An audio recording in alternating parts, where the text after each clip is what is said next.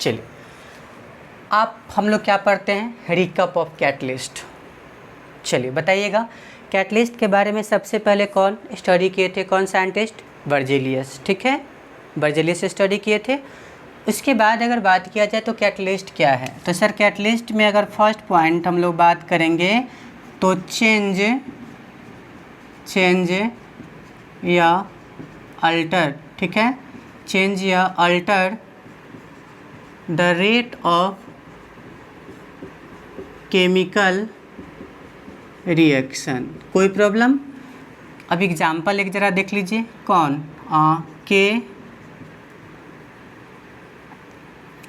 Nitrogen hydrogen से reaction करके क्या बनाता है सर, अमोनिया, ठीक है। बैलेंस कर दीजिए इसको, यहाँ पर डाल देते Fe, ठीक है। तो ऐसा नहीं है कि नाइट्रोजन हाइड्रोजन से रिएक्शन करके अमोनिया नहीं बन रहा होता है, बन रहा होता है, लेकिन इसकी रेट काफ़ी स्लो होता है। तो हम लोग क्या करते हैं कि पाउडर के फॉर्म में इसमें रिएक्शन में डाल देते। अब देखते हैं कि जो काम पहले 10 घंटा में हो रहा था अब वो 10 मिनट में हो रहा है। और पता है सबसे अच्छी बात है कि अपने आप को ये कंज्यूम भी नहीं कर रहा है, खर्च भी नहीं कर रहा है। तो वह सब्सटेंस जो बिना अपने आप को खर्च किए हुए, अपने आप को खपत कंज्यूम किए हुए ही किसी रिएक्शन के रेट को चेंज या अल्टर कर देता है, उसी को हम लोग क्या बोलते हैं, कैटलिस्ट बोलते हैं। और ये प्रोसेस सर क्या कहलाता है, ये जो फेनोमेनन होगा, ये जो प्रोसेस होगा, इस प्रोसेस को हम लोग क्या बोलेंगे, कैटालाइसिस। क्या बोलेंगे, कैटालाइसिस। कोई प्रॉब्लम किसी को भी? तो द सब्सटेंस व्हिच चेंज और alter the rate of chemical reaction is called catalyst and the process is called catalysis. कोई दिक्कत? चलिए अब इसमें भी हम लोग बात कर लेते हैं। नेक्स्ट किसका सर, जल्दी बता दीजिए। प्रमोटर बोलिए और नहीं तो क्या बोल दीजिए, प्रमोटर बोलिए या नहीं तो एक्टिवेटर बोल दीजिए। अब ये प्रमोटर क्या करता है, फिर वही कहानी, जल्दी बोलिए। था अभी तो पढ़े आप ना, एक्टिविटी ऑफ क्या, कैटलिस्ट की जो एक्टिविटी होगा उसको इंक्रीज कर देगा, ठीक है। इसका एग्जाम्पल बोल दीजिए। तो इसी प्रोसेस में, ऊपर वाला ही प्रोसेस में बोलिए, हम लिख देते हैं Fe, एक बार और लिख देते हैं, फिर नीचे दोनों को समझा देंगे। अगला क्या, अगला कौन है बोलिए, तक कैटालाइटिक पॉइजन। अब ये कैटालाइटिक पॉइजन क्या है भाई, तो ये क्या काम करता है कि एक्टिविटी ऑफ, ठीक है, एक्टिविटी ऑफ कैटलिस्ट जो होता है उसके एक्टिविटी को क्या कर देता है, घटा देता है। एक एग्जाम्पल देखिए और समझिए। ये प्रोसेस कौन है, हैबर्स। तो इन हैबर्स प्रोसेस होता क्या है कि नाइट्रोजन हाइड्रोजन से रिएक्शन करके क्या बनाता है, अमोनिया, और इसमें Fe रहता है ना, ठीक है, तो MO, ठीक है। तो देखिए इस रिएक्शन में यहाँ पर Fe क्या है, Fe क्या है बोलिए, Fe है कैटलिस्ट, ठीक है। MO मेटल मोलिडियम, ये क्या करता है, ये इसकी एक्टिविटी को ये बढ़ा देता है। तो सर ये क्या है, प्रमोटर। ये क्या है, प्रमोटर। और CO और H2SO डाल दीजिएगा, ठीक है। तो ये क्या करता है, कैटालाइटिक पॉइजन। तो समझ गए ना, जो किसी रिएक्शन, कौन इसके बारे में स्टडी किए थे सबसे पहले, बर्जेलियस। क्या करता है, रेट ऑफ केमिकल रिएक्शन को अल्टर या चेंज कर देता है। प्रोसेस क्या कहलाता है, कैटालाइसिस, जैसे कि आप देख ही लिए। प्रमोटर का क्या काम है, एक्टिविटी ऑफ कैटलिस्ट को बढ़ा देना। कैटालाइटिक पॉइजन का क्या काम है, एक्टिविटी ऑफ कैटलिस्ट को घटा देना। हैबर्स प्रोसेस में क्या होता है, तो नाइट्रोजन हाइड्रोजन से रिएक्शन करके अमोनिया बनाता है, जिसमें Fe क्या है, कैटलिस्ट, MO क्या है, प्रमोटर, और CO और H2S क्या करता है, तो इसकी एक्टिविटी को घटा देता है, किसके, कैटलिस्ट के। तो ये किसका काम करता है, कैटालाइटिक पॉइजन का। किसका काम करता है, कैटालाइटिक पॉइजन का। जल्दी लिखिए, जल्दी लिख लीजिए, इसको लिखना है तो जल्दी लिखिए, क्योंकि इसके आगे हम लोग फिर बात करेंगे।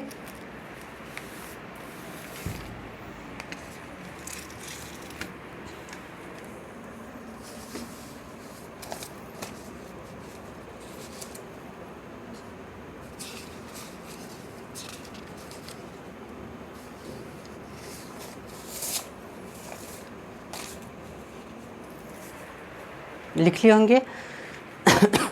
चलिए रोक के आप लिख लीजिएगा। अगर हम अब नेक्स्ट की बात करेंगे सर,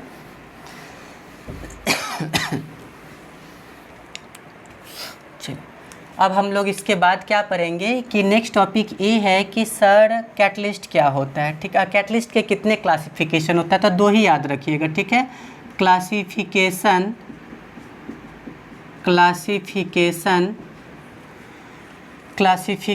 ऑफ कैटलिस्ट या कैटालाइसिस। ठीक है, कैटालाइसिस कर दे, समझ जाइएगा, कोई दिक्कत दो ना सर। कौन कौन? होमोजीनियस कैटालाइसिस और दूसरा क्या? Heterogeneous catalysis. तो क्लासिफिकेशन ऑफ कैटलिस्ट या कैटालाइसिस देखिए तो दो, कौन कौन? होमोजीनियस कैटालाइसिस, दूसरा कौन? Heterogeneous catalysis. अच्छा, इसमें क्या होता है तब बोलिए तो सेम फेज होता है, सेम फेज होता है, सेम फिजिकल स्टेट होता है। किसका? तो रिएक्टेंट एंड कैटलिस्ट, कहानी ख़त्म। अब इसमें क्या होता है तो डिफरेंट फेज होता है। किसका भाई? तो रिएक्टेंट और किसका? कैटलिस्ट का। ठीक है, तो कैटलिस्ट कैटालाइसिस दो तरह के, होमोजीनियस हेट्रोजीनियस। होमोजीनियस में सेम फेज होते हैं किसके? रिएक्टेंट और कैटलिस्ट को, और हेट्रोजीनियस में डिफरेंट फेज होता है किसका? रिएक्टेंट और कैटलिस्ट का, रिएक्टेंट एंड कैटलिस्ट का। एक एग्जांपल समझ लीजिए, इसका एग्जांपल देखिए, SO2 गैस है, रिएक्शन किया ऑक्सीजन से, बना क्या? SO3। ठीक है, पता है यहाँ पर NO रहता है, तो गौर कीजिए तो रिएक्टेंट, देखिए यहाँ रिएक्टेंट क्या है भाई? गैस। चलिए, कैटलिस्ट प्रोडक्ट को नहीं देखना है, कैटलिस्ट कौन है? NO। ये भी गैस ही है ना, तो बताइए सेम फेज में है या नहीं है? तो ये किसका एग्जाम्पल है? होमोजीनियस का। इधर देख लीजिए, इसका भी एग्जाम्पल देख लीजिए, नाइट्रोजन गैस है, हाइड्रोजन से रिएक्शन किया, कैटलिस्ट है Fe सॉलिड, बना अमोनिया। तो हमको इससे तो मतलब है नहीं। चलिए, रिएक्टेंट बताइए, रिएक्टेंट बताइए जल्दी। रिएक्टेंट तो गैस है सर, ठीक है। कैटलिस्ट बताइए, देख के बताइए जल्दी से। सॉलिड है, आप बता दीजिए सेम फेज है या डिफरेंट फेज है?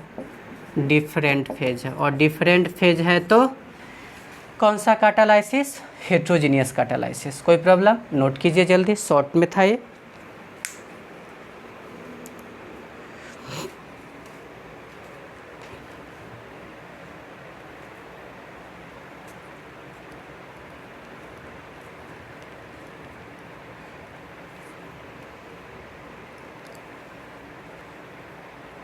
रोक के लिख लीजिएगा, समझ गए होंगे। चलिए, अब हम लोग नेक्स्ट की अगर हम लोग बात करेंगे तो पता है आगे जो हम लोग कैटालाइसिस का जो टाइप पढ़ेंगे वो आप नहीं भी पढ़िएगा तो कोई प्रॉब्लम नहीं होगा, फिर भी देख लेते हैं, ज़रा मुश्किल नहीं है। हाँ, इसकी और भी ऐसा नहीं है कि हम इतना ही बताएं, डिटेल्स में पढ़ना है तो आप इसका वीडियो देखिए, केम सोसाइटी के ऐप पे इसका वीडियो आपको मिल जाएगा। इसके 4 वीडियो होंगे कैटलिस्ट का, ऑलमोस्ट 4 घंटा, इसमें हम 3.5 घंटा के आसपास में कवर किए हैं। चलिए, उसके बाद अगर हम लोग बात करेंगे तो नेक्स्ट बताइए सर अगला क्या है, जल्दी बता दीजिए। Positive catalyst. बड़ा आसान सी बात है, पॉजिटिव कैटलिस्ट का मतलब क्या, जल्दी बता दीजिए। पॉजिटिव कैटलिस्ट का मतलब ये क्या है? Increase the rate of chemical reaction, कहानी ख़त्म। कोई दिक्कत? ऐसा क्यों? तो ये क्या काम करता है कि एक्टिवेशन एनर्जी को डिक्रीज कर देता है, रास्ता को शॉर्ट कर देता है। फिर बोल रहे हैं इसको आप डिटेल्स में समझना है तो आप वीडियो देखिए, वहाँ पे पूरा हम यहाँ पे सम अप आपको बता रहे हैं। पॉजिटिव कैटलिस्ट का मतलब क्या, जो रेट ऑफ केमिकल रिएक्शन को बढ़ा देता है। अब भाई चेंज करता है ना, तो कोई बढ़ा सकता है कोई घटा सकता है, तो जो बढ़ा देता है उसको केमिकल रिएक्शन बढ़ा देता है उसको पॉजिटिव कैटलिस्ट बोलते हैं, और ये प्रोसेस पॉजिटिव कैटालाइसिस कहलाता है। ये क्या क्यों ऐसा होता है, क्योंकि रास्ता को शॉर्ट कर देता है, एक्टिवेशन एनर्जी को घटा देता है। ठीक है, इसका एग्जाम्पल देखेंगे तो अभी ही तो देखे हैं ना, इन हैबर्स प्रोसेस, इन हैबर्स प्रोसेस, ज़रा बताइए था हैबर्स प्रोसेस में कैटलिस्ट कौन है, Fe है ना। हैबर्स प्रोसेस में कैटलिस्ट कौन है, Fe। तो Fe ना सर रेट को बढ़ाता है, इसलिए ये पॉजिटिव कैटलिस्ट है। क्या है ये, पॉजिटिव कैटलिस्ट है। क्यों है भाई, तो क्योंकि रेट ऑफ क्या बोलिए, केमिकल रिएक्शन को इंक्रीज कर देता है। चलिए अगला क्या हम बात करेंगे, नेगेटिव कैटलिस्ट का। अब हमको कहने की ज़रूरत नहीं है, decrease the rate of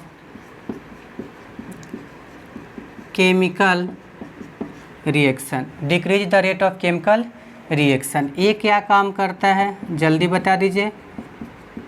activation energy जो होते हैं उसको घटा देते हैं। ठीक है, एग्जाम्पल बोलिए तो कौन, H2O2 हाइड्रोजन परऑक्साइड को तोड़ने पर हाइड्रोजन और ऑक्सीजन मिलता है, तो यहाँ कौन सर, ग्लिसरॉल। तो ये जो आप ग्लिसरॉल देख रहे हैं ये रेट को घटाता है, तो यहाँ पर ये क्या है, निगेटिव कैटलिस्ट है। क्या है, निगेटिव कैटलिस्ट। करता क्या है, the rate of chemical reaction को डिक्रीज करता है। ठीक है, कौन, ग्लिसरॉल।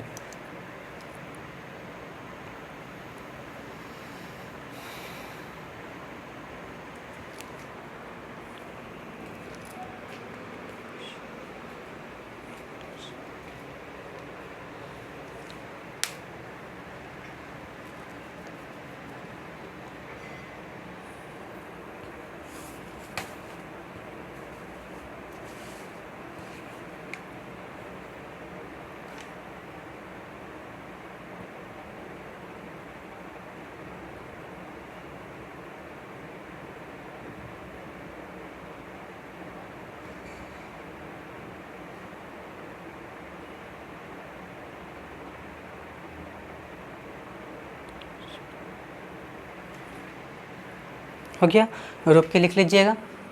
चलिए अब हम लोग बात करते हैं सर, अगले टॉपिक की अगर हम लोग बात करेंगे तो नेक्स्ट क्या हो जाएगा सर, डिटेल्स में पढ़ना है तो ऐप पे जाके पढ़िए, रजिस्ट्रेशन कराना होगा आपको। चलिए नेक्स्ट अगर हम लोग बात करेंगे तो अगला जो टॉपिक हो गया वो टॉपिक कैटलिस्ट में ही हम लोग क्या देखेंगे सर, नेक्स्ट टॉपिक की अगर हम लोग बात करेंगे तो दो और है, ऑटो कैटालाइसिस। ठीक है, ऑटो कैटालाइसिस, सेल्फ भी बोलते हैं इसको, सेल्फ। अब ये क्या होता है, इसमें एक्चुअली में क्या होता है कि वन ऑफ द प्रोडक्ट मतलब किसी chemical reaction, one of the product of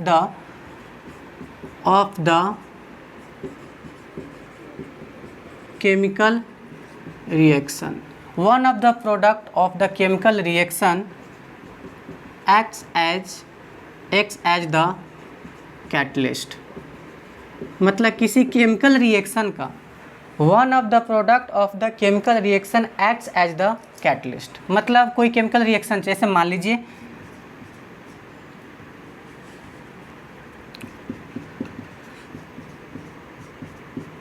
ठीक है,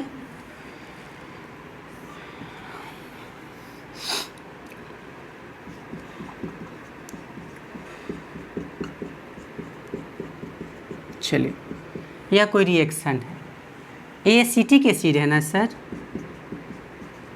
ठीक है, और वो इथेनॉल है, और इसको हम लोग क्या बोलते हैं, हाइड्रोलाइसिस ऑफ ईस्टर। क्या बोलते हैं इसको, हाइड्रोलाइसिस ऑफ ईस्टर। तो ध्यान से देखिए, अब जब हम रिएक्शन शुरू में कराएंगे तो बनेगा एसिटिक एसिड और ये बनता है, बट धीरे धीरे बनता है, तो रेट स्लो होता है। लेकिन कुछ देर के बाद देखते हैं इसका रेट बहुत फास्ट हो गया। अब ऐसा क्यों भाई, हम तो कुछ डाले नहीं हैं, इसको एसिडिक मीडियम में कर रहे हैं, हम तो कुछ इसमें डाले नहीं, फिर भी इसका रेट अपने आप क्यों बढ़ा?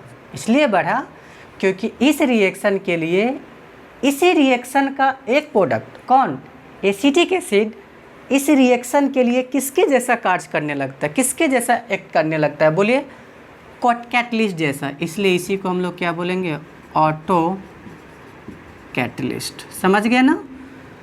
हम कुछ डाले नहीं हैं, शुरू में स्लो था, जब ये बनना स्टार्ट हुआ तो अपने आप इसका रेट बढ़ गया। क्यों? क्योंकि इस रिएक्शन के लिए ही कैटलिस्ट है। चलिए अगला हम लोग बात करेंगे तो इंड्यूस्ड कैटालाइसिस। ठीक है, इसका मतलब क्या हो गया कि वन केमिकल रिएक्शन, ठीक है, one chemical reaction catalyse the other chemical reaction. ठीक है, one chemical reaction catalyse the other chemical reaction. इसका मतलब ये हो गया कि ये कोई केमिकल रिएक्शन है, वह दूसरे किसी केमिकल रिएक्शन को कैटालाइज कर देता है, उसके रेट को बढ़ा देता है। जैसे एग्जांपल देखिए, हवा में, एयर में, ठीक है, Na2SO3 सोडियम सल्फाइड, एयर में सोडियम सल्फेट बनाता है, ठीक है, और यही सोडियम आर्सेनाइड एयर में कुछ नहीं बनाता है। देखिए सोडियम सल्फाइड एयर में सोडियम सल्फेट बनाता है, लेकिन सोडियम आर्सेनाइड एयर में कुछ नहीं बनाता है। अब हम लोग क्या करते हैं, दोनों को एक साथ ले देते हैं, मिक्स टुगेदर। जब मिक्स करके बनाते हैं तो ये भी बनता है और यहाँ पर ये भी बनता है। यहाँ पर क्या बनता है, बोलिए, सोडियम आर्सेनाइड है तो आर्सेनेट बन जाएगा। तो ये रिएक्शन हो रहा था, ये नहीं हो रहा था, लेकिन दोनों को मिक्स किए तो दोनों तो हो रहा है ना। तो क्या हुआ इस रिएक्शन में, यह रिएक्शन इस रिएक्शन को कैटालाइज किया, इसके रेट को चेंज किया। कोई प्रॉब्लम? इंड्यूस्ड कैटालाइसिस इसी को बोलते हैं। पॉजिटिव मतलब इंक्रीज, निगेटिव मतलब डिक्रीज, सेल्फ ऑटो मतलब क्या, उसी रिएक्शन का एक प्रोडक्ट रेट को बढ़ा दें, और इंड्यूस्ड का मतलब क्या, एक केमिकल रिएक्शन दूसरी केमिकल रिएक्शन के रेट को बढ़ा दे। चलिए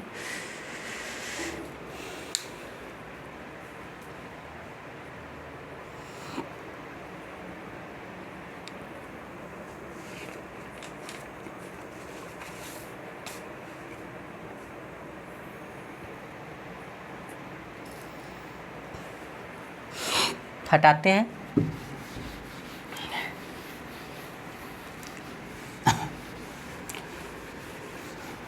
चलिए अब अगर हम नेक्स्ट पॉइंट की बात करेंगे तो सर अगला बताइए कि कैटलिस्ट की जनरल प्रॉपर्टी क्या क्या है।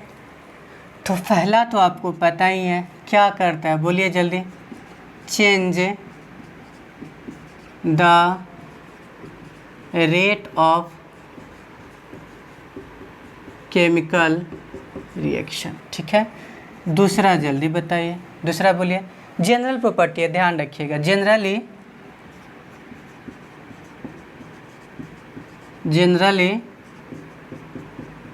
It is specific in nature.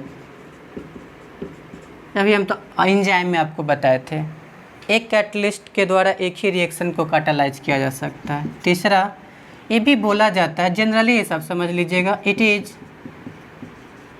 Most efficient. ठीक है, ये भी, इसका भी कम अमाउंट भी जो होता है वो ज़्यादा से ज़्यादा रेट ऑफ रिएक्टेंट को प्रोडक्ट में कन्वर्ट कर। जैसे हम आपको बताए थे कि H2O2 को Pt का 1 ग्राम इसके 10⁸ लीटर को कन्वर्ट कर देता है।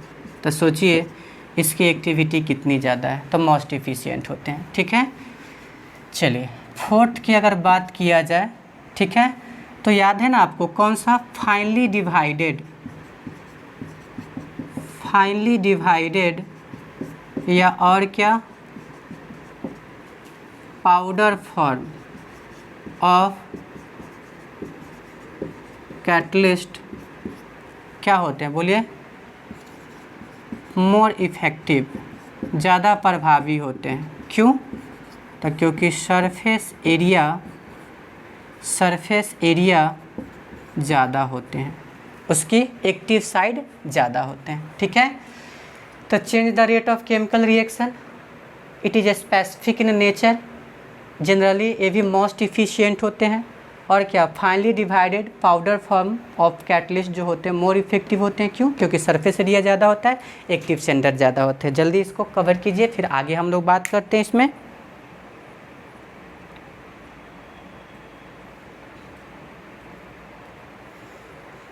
आगे और भी तो लिख ही सकते हैं। 5 ज़रा बोलिए, किसके बोलिए? प्रमोटर के प्रेजेंस में रेट ऑफ क्या, कैटालाइज्ड रिएक्शन और इंक्रीज कर जाता है, ठीक है। और 6 बोलिए, कैटालाइटिक पॉइजन के प्रेजेंस में rate of catalysed reaction decrease कर जाता है। क्यों? क्योंकि एक्टिविटी को घटा देता है। पहले हम आप बात कर चुके हैं इन सब चीज़ों पर। नोट कीजिए 6, जल्दी नोट कीजिए, फिर आगे बात करते हैं हम लोग इस पे।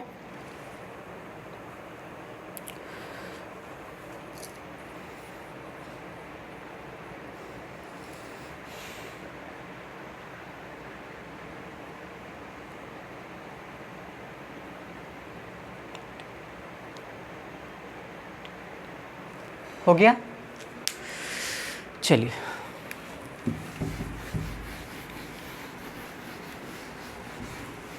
अगले टॉपिक की अगर बात किया जाए, सर, तो बताइए नेक्स्ट प्रॉपर्टी कितना, 7 नंबर ना? एक्चुअली में नंबर हमको याद नहीं, आप देख लीजिएगा 1। हाँ चलिए, नेक्स्ट प्रॉपर्टी की बात किया जाए तो ये कैटलिस्ट जो होता है, मतलब कैटलिस्ट जो होते हैं रिएक्शन को स्टार्ट नहीं करते हैं। It can not initiate the chemical reaction. हालांकि इस पे विवाद है, फिर भी ध्यान रखिएगा, it can not initiate the chemical reaction. ये किसी केमिकल रिएक्शन को स्टार्ट नहीं करता है, ऐसा नहीं है। इस रिएक्शन शुरू में चल ही रहा होता है, हम बस कैटलिस्ट डाल के उस रिएक्शन के रेट को चेंज कर देते, ठीक है। उसके बाद अगली पॉइंट ये है कि जब रिएक्शन ख़त्म हो जाएगा, at end of the chemical reaction, अगर कोई केमिकल रिएक्शन ख़त्म हो जाए तो हम आपको बताए थे कि यह होते हैं unchanged in mass and chemical composition. समझ गए? It can not initiate the chemical reaction, या किसी केमिकल रिएक्शन को स्टार्ट नहीं करता है। At end of the chemical reaction unchange in mass and chemical composition. मेरा कहने का मतलब ये है कि हैबर प्रोसेस में आयरन डाले थे ना, तो जब रिएक्शन ख़त्म हो जाएगा तो हमको आयरन ही मिलने वाला है, उसमें कोई चेंज नहीं। 5 ग्राम आयरन डाले थे तो 5 ही ग्राम मिलेगा। वो आयरन की अगर वैलेंसी पहले 3 थी तो बाद में भी 3 होगी, चेंज नहीं होगा।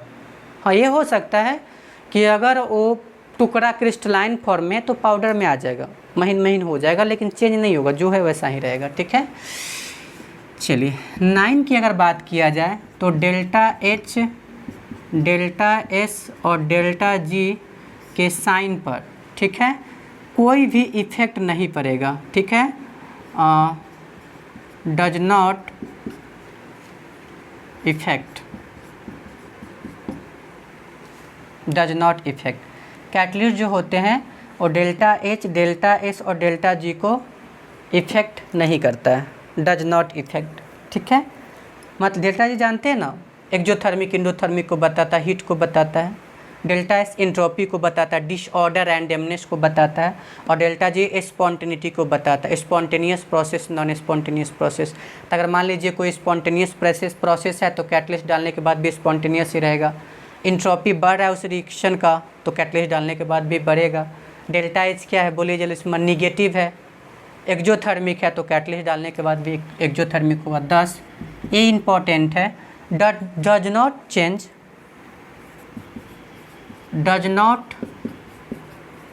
Change in the position of equilibrium. Equilibrium के भी इक्विलिब्रियम समझते हैं ना, जहाँ पर रेट ऑफ फॉरवर्ड और रेट ऑफ बैकवर्ड रिएक्शन क्या होता है, बराबर। तो इक्विलिब्रियम के पोजीशन को चेंज नहीं करेगा। जल्दी इसको कवर कीजिए, कुछ खास नहीं था इस समय।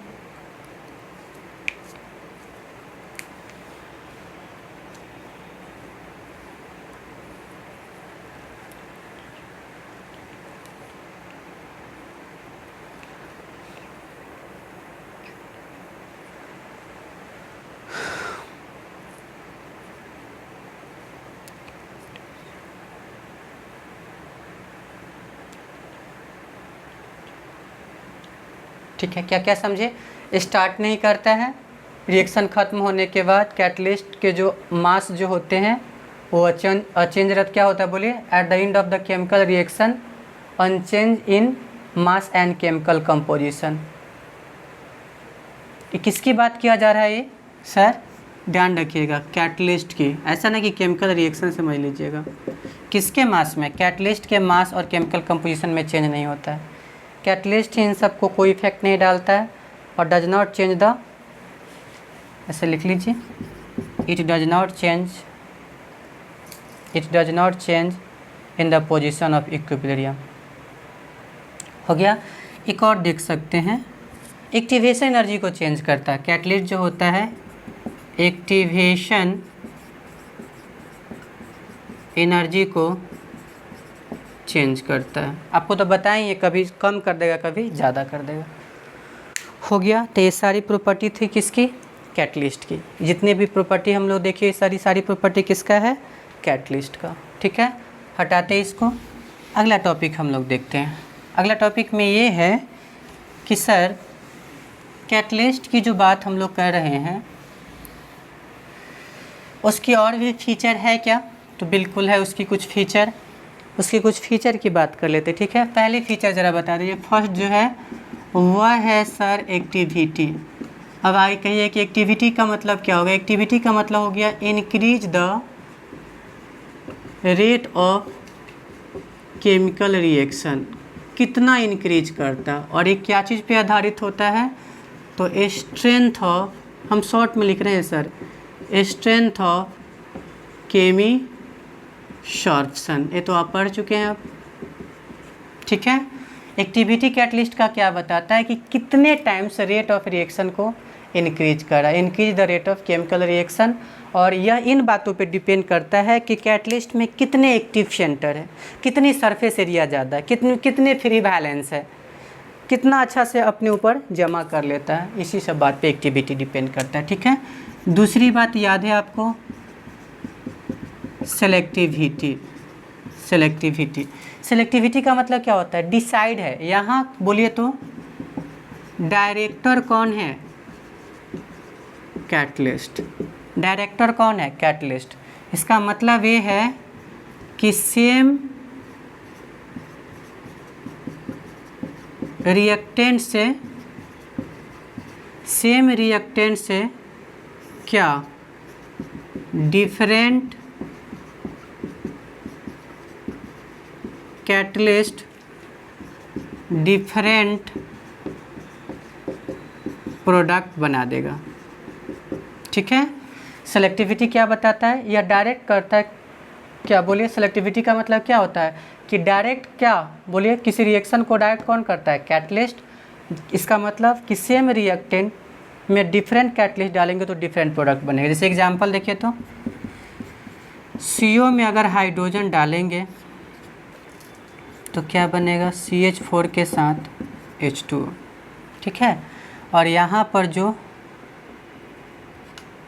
अगला देखिए, CO के साथ कौन, 2 हाइड्रोजन रहेगा। ठीक है, तो यहाँ पर क्या बनेगा, मेथेनॉल। और CO में जब 1 हाइड्रोजन रहेगा तो यहाँ पर क्या बनेगा, फॉर्मल्डिहाइड। ये है मेथेनॉल। ठीक है, ये है फॉर्मल्डिहाइड और है मीथेन। ये क्या है, मीथेन। ठीक है, यहाँ पर कैटलिस्ट रहता है कॉपर। कौन रहता है? कॉपर। यहाँ पर कॉपर के साथ जिंक ऑक्साइड और क्रोमियम ऑक्साइड रहता है। ठीक है, देखिए इसको जल्दी जल्दी देख लीजिए, इसको तुरंत देखिए तो। अरे जा, यहाँ पे छूट गया। यहाँ रहता है निकेल, सॉरी। अब देख समझ लीजिए इन चीज़ों को। सेलेक्टिविटी का मतलब देखिए था, reactant carbon monoxide hydrogen, carbon monoxide hydrogen, carbon monoxide hydrogen. Catalyst यहाँ निकेल है तो मीथेन बना। यहाँ कॉपर के साथ क्या जिंक ऑक्साइड क्रोमियम ऑक्साइड है तो मेथनॉल बना, और वही कॉपर रहा तो फॉर्मल्डिहाइड बना। तो बताइए तो रिएक्टेंट तो सेम है ना, लेकिन प्रोडक्ट डिफरेंट है। रिएक्टेंट सेम है, प्रोडक्ट डिफरेंट है। इसके पीछे मेन कौन है? कैटलिस्ट, क्योंकि कैटलिस्ट डिफरेंट है। तो यहाँ डिसाइड करने वाला इस रिएक्शन का डायरेक्टर कौन है? इस रिएक्शन का डायरेक्टर रिएक्टेंट है या कैटलिस्ट है? कैटलिस्ट है। कैटलिस्ट इस रिएक्शन को डायरेक्ट कर रहा है। मतलब सब मूवी में सलमान खान ही होते हैं, डायरेक्टर चेंज होते हैं तो मूवी का थीम भी चेंज हो जाता है। नोट कीजिए, जल्दी नोट कीजिए तो इसको।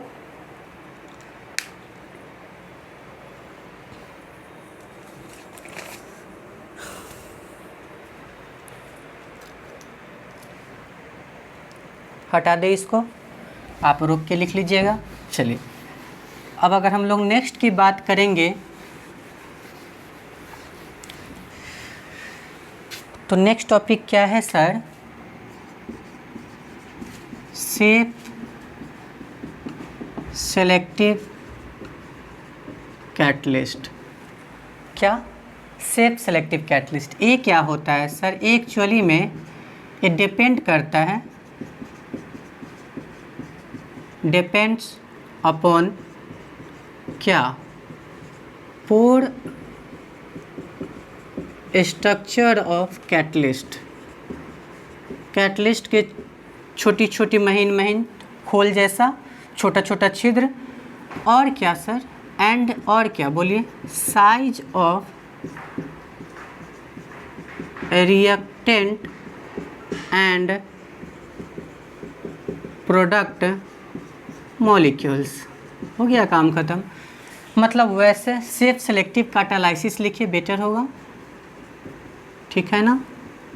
हाँ, तो सेफ सेलेक्टिव कैटालाइसिस क्या है? वह कैटालाइसिस, वह रेट ऑफ रिएक्शन चेंज करना का प्रोसेस जिसमें रेट ऑफ रिएक्शन या कैटालाइसिस जो है वो किन बातों पे डिपेंड करें? तो कैटलिस्ट के छोटे छोटे महीन छिद्र पर और रिएक्टेंट और प्रोडक्ट के जो मॉलिक्यूल्स होते हैं उसके साइज पर। यही क्या कहलाता है? Safe selective catalyst. जैसे एग्जांपल बता दीजिए, जियोलाइट। ठीक है, इसकी स्ट्रक्चर कैसी होती है? तो हनीकम, मधुमक्खी की छत्ते की तरह। जियोलाइट, इसके स्ट्रक्चर कैसी होती है? हनीकम। तो कोई पूछे क्वेश्चन कि जियोलाइट एक अच्छा सेफ सेलेक्टिव कैटलिस्ट क्यों है? क्योंकि इसके स्ट्रक्चर हनीकम जैसा होता है और इसकी कैटालाइसिस किस बातों पर डिपेंड करता है?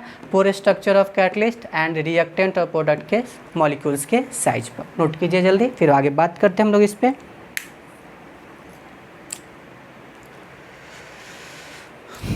डिटेल्स में पढ़ना है तो आप ऐप डाउनलोड कर लीजिए, रजिस्ट्रेशन करा लीजिए, सारे आपको इस टॉपिक मिल जाएंगे, आगे बहुत डिटेल्स में मिलेंगे। ठीक है, अब जियोलाइट की कुछ फीचर देखते हैं, इंपॉर्टेंट फीचर। तो पहला फीचर बता दीजिए, जियोलाइट की इंपॉर्टेंट फीचर क्या है? पहला तो आपको पता ही है कि सेफ सेलेक्टिव कैटालाइसिस है, सेफ सेलेक्टिव कैटलिस्ट है। दूसरा आपको पता ही है कि इसका जो स्ट्रक्चर है वो किसके जैसा है? बोलिए, लाइक हनीकम, मधुमक्खी के छत्ता है। तीसरा बोल दीजिए, तीसरा क्या हो जाएगा? जल्दी बता दीजिए। ये माइक्रो पोरस है, इसमें महीन छिद्र है। चौथा बता दीजिए, चौथा क्या हो जाए? बोलिए, इसका यूज हम लोग कहाँ पे करते हैं? तो क्रैकिंग ऑफ हाइड्रोकार्बन। ठीक है, कहाँ पे यूज करते हैं? Cracking of hydrocarbon. समझ गए ना? पहला सेफ सेलेक्टिव कैटलिस्ट है, स्ट्रक्चर कैसा होता है? लाइक हनीकम। उसके अलावा बोलिए क्या है? माइक्रोपोरस, काफ़ी महीन छिद्र होता है। उसके अलावा बात कीजिए, इसका यूज कहाँ किया जाता था? Cracking of hydrocarbon. जैसे क्या है बताए थे ZSM5 क्या करता है यह? तो यह ना एथेनॉल को क्या चीज़ में, गैसोलीन में कन्वर्ट करता है डायरेक्टली, एथेनॉल को गैसोलीन में। जल्दी नोट कीजिए, फिर आगे और भी एक दो पॉइंट है, देखते हैं इसको, पहले नोट कीजिए इसको जल्दी।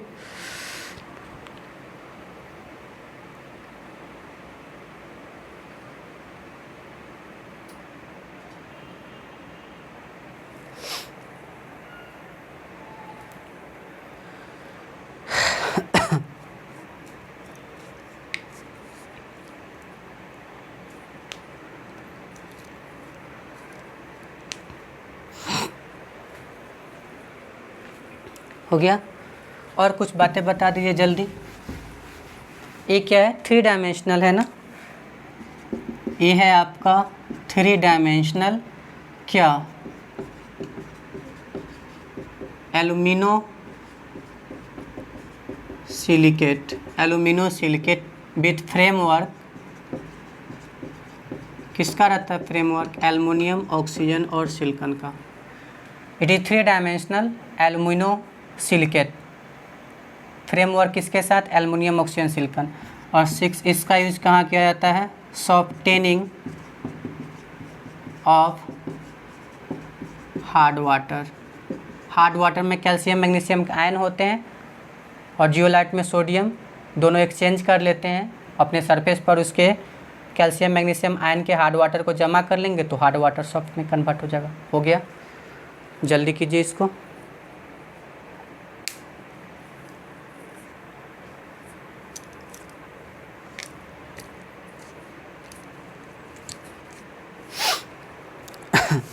हो गया ये? चलिए अब हम लोग नेक्स्ट में अगर हम लोग बात करेंगे तो शुड हैव अ, मतलब इंडस्ट्री में कौन कौन सा, ठीक है? तो इंडस्ट्री में कैटलिस्ट बोलिए तो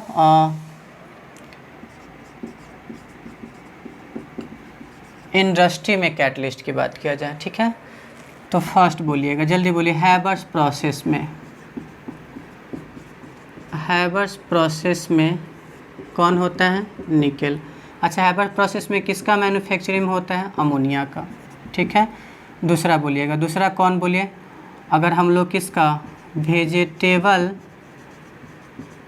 ऑयल को क्या चीज़ में कन्वर्ट करें? वेजिटेबल घी में, तो यहाँ पर हाइड्रोजन ना और क्या डालते हैं? तो निकेल कैटलिस्ट है। थर्स्ट, क्रैकिंग ऑफ हाइड्रोकार्बन, तो क्रैकिंग ऑफ हाइड्रोकार्बन में तो अभी हम आपको बता ही दिए हैं, कौन है भाई? तो जियोलाइट। क्रैकिंग ऑफ हाइड्रोकार्बन में कौन है? जियोलाइट, ठीक है? अगर 4 की बात किया जाए, हो गया क्रैकिंग ऑफ हाइड्रोकार्बन। हाँ, हैबर्स प्रोसेस में, सॉरी गलती लिख दिए हम, हैबर प्रोसेस में Fe है सर, ठीक है? वेजिटेबल ऑयल हाइड्रोजनेशन कराते हैं तो वेजिटेबल घी बनता है, तो यहाँ पर कैटलिस्ट कौन होता है? निकेल। क्रैकिंग ऑफ हाइड्रोकार्बन में कौन होता है? जियोलाइट। और कॉन्टैक्ट प्रोसेस से, ठीक है, कॉन्टैक्ट प्रोसेस से किसका मैन्युफैक्चरिंग करते हैं? H2SO4, तो कैटलिस्ट कौन होता है? Pt के साथ V2O5। कोई दिक्कत? जल्दी जल्दी जल्दी लिखिए इसको। फिर उसी तरह से लेड चेम्बर प्रोसेस से H2SO4 का मैन्युफैक्चरिंग करते हैं, तो यहाँ कैटलिस्ट कौन रहता है सर? NO रहता है, नाइट्रिक ऑक्साइड। और 6 में क्या बोलिए तो ओस्टवाल प्रोसेस से या मेथड से नाइट्रिक एसिड का मैन्युफैक्चर, ये सब P ब्लॉक में आपको पढ़ना है, ये सब P ब्लॉक में, तीनों P ब्लॉक में, ये भी P ब्लॉक में कैसे बनता है वो भी पढ़ना है, यहाँ नहीं पढ़ना है। तो वहाँ पर हम क्या यूज करते हैं? PT यूज करते हैं। जल्दी नोट कर लीजिए, जल्दी लिख लीजिए इसको। हो गया ये?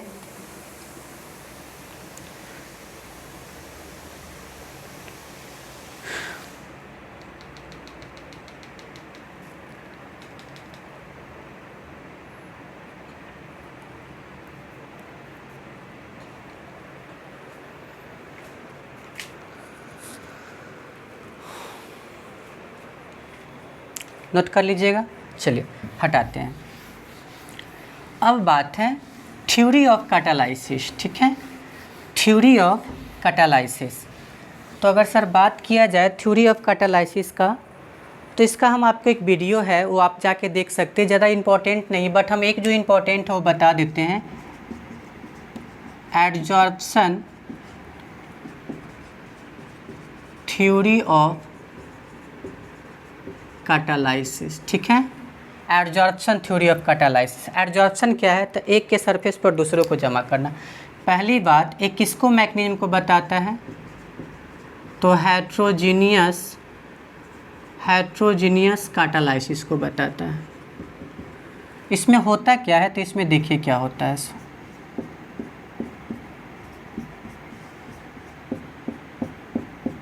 ठीक है, यह कोई कैटलिस्ट है जिसमें क्या है बोलिए, फ्री वैलेंसी दिखाई दे रहा होगा। ये सब फ्री वैलेंसी ही है ना। ये क्या है? तो सरफेस है किसका? कैटलिस्ट का। अब यहाँ पर कोई रिएक्टेंट है, तो ये क्या है सर? Reacting molecules.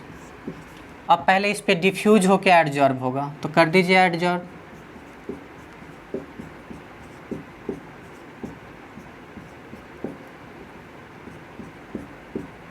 ए और बी आ गया, तो इस प्रोसेस को क्या बोलेंगे?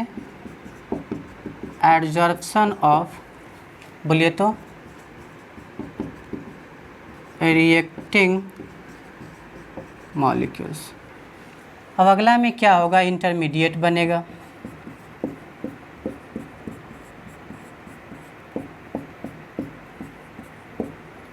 ए और बी, ये क्या बन गया सर? इंटरमीडिएट, ठीक है। अब क्या हो जाएगा? Desorption of product molecules. जो प्रोडक्ट बन गया है ना वो अलग हट जाएगा, प्रोडक्ट मॉलिक्यूल्स। अब अलग कर दीजिए, तो एक कैटलिस्ट है ये वाला, ठीक है, तो हम कैटलिस्ट को क्या कर दिए? अलग कर दिए।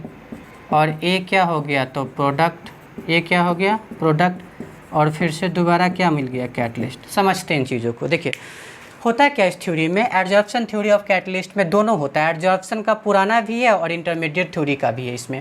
तो हेट्रोजीनियस कैटालाइसिस में पहले तो रिएक्टेंट जो होंगे वो गैस या लिक्विड होंगे और कैटलिस्ट हमेशा सॉलिड होते हैं। तो ये फ्री वैलेंसी, ठीक है, सरफेस है। ये सब फ्री वैलेंसी है किसका? कैटलिस्ट का। और ये किसका सरफेस है? कैटलिस्ट का।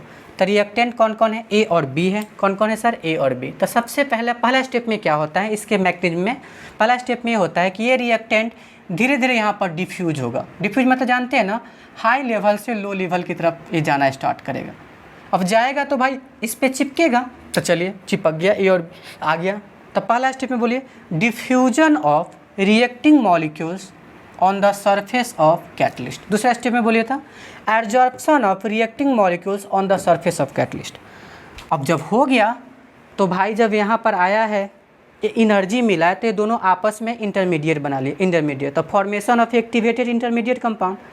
अब नेक्स्ट में क्या होगा? जो जमा हुआ है वो फिर अलग हटेगा। तो क्या? Desorption of product. एडजॉर्प्शन मतलब जमा होना, डिसॉर्प्शन मतलब हटना। तो ए भी अलग हो गया और कैटलिस्ट भी अलग हो गया। अब कैटलिस्ट से क्या होगा? ये जो ए बी जो है प्रोडक्ट मॉलिक्यूल्स कैटलिस्ट से दूर भागेगा।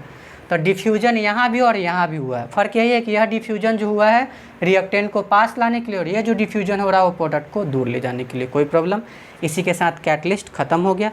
अब हम लोग बात करेंगे एडजॉर्प्शन का।